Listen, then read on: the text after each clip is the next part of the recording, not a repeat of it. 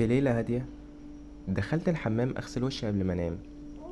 كنت مصحصح ومفيش أي حاجة غريبة، لكن أول ما رفعت راسي وبصيت في المراية قلبي وقع. انعكاسي كان بيرمش، بس أنا ما كنتش برمش.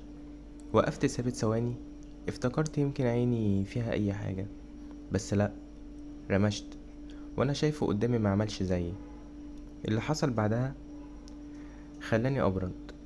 انعكاسي ابتسم، بس ابتسامة واسعة وبطيئة. مفيش مرة في حياتي عملتها بالشكل ده.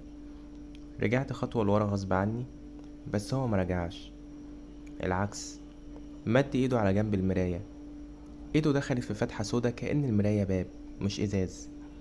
وبصوت طالع بنفس صوتي بس اهدى وابرد شوية، قال: دوري خلص، انا جاي اخدك من مكانك.